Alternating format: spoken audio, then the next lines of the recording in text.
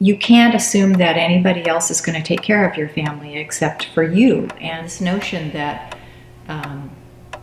everything is going to be as it was, and if it isn't for some reason, there will be somebody there to take care of us. That's a fallacy that has to be dealt with.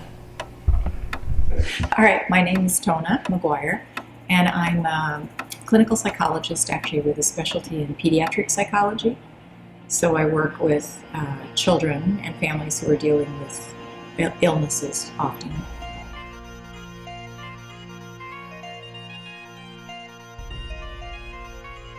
Difficulty I find talking to my colleagues about getting involved, for example, or just friends, is this assumption that it won't ever happen to us. You know, the big one. Yeah, it's out there, but we're not really going to have to face some big earthquake or whatever. So it's not going to happen. And if it happens, well, that's why we have FEMA, and the government. They'll come in and take care of things. And they're going to do their best. And there are good people in the government and in governmental preparedness groups. But there's no way that they can take care of everything. Lots of people are comfortable doing that, and I'm not uncomfortable doing the disaster response, so that seems to be the right niche for me.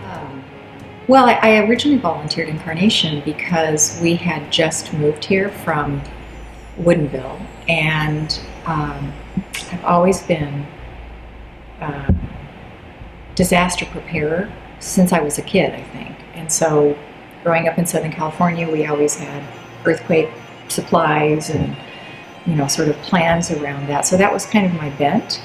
When we moved out here, we didn't know anybody in Carnation, and so I saw the C.E.R.T classes and thought, well, this is a way I can get to know this little tiny town that we're moving to. So that Jean showed up and talked about the Medical Reserve Corps, and that's what I do. And so I thought, well, here's a place where I can be useful, and that's what got me involved in Medical Reserve Corps.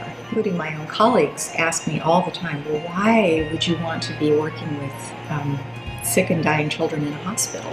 That's just, it's so sad, it's so hard, it's terrible to see children, injured, and, to go through those processes with them.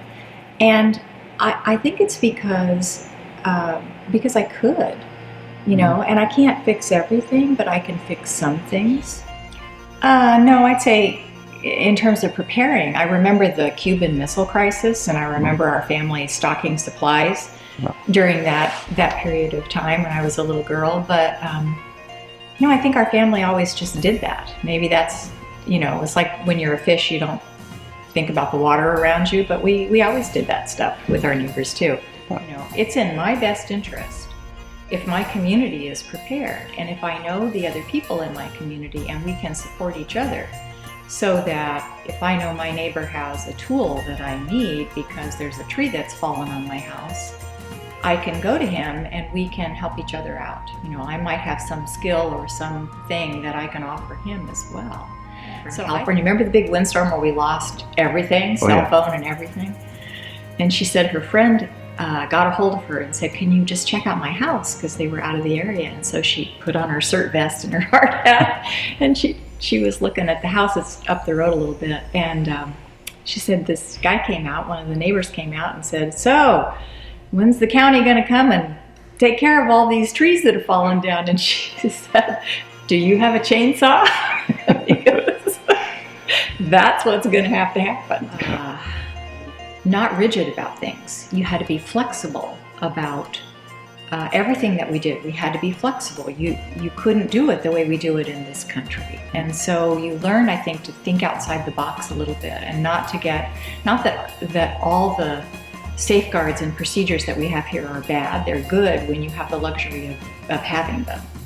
But when you're literally in a tent and you're practicing outside under a mango tree, what you do, it allows you to see what the essentials are in terms of intervention, at least, in terms of intervention as a mental health professional. I was doing stuff that I certainly wouldn't do in my profession here.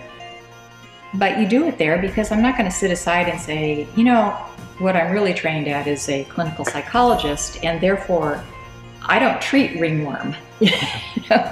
You do what you need to do.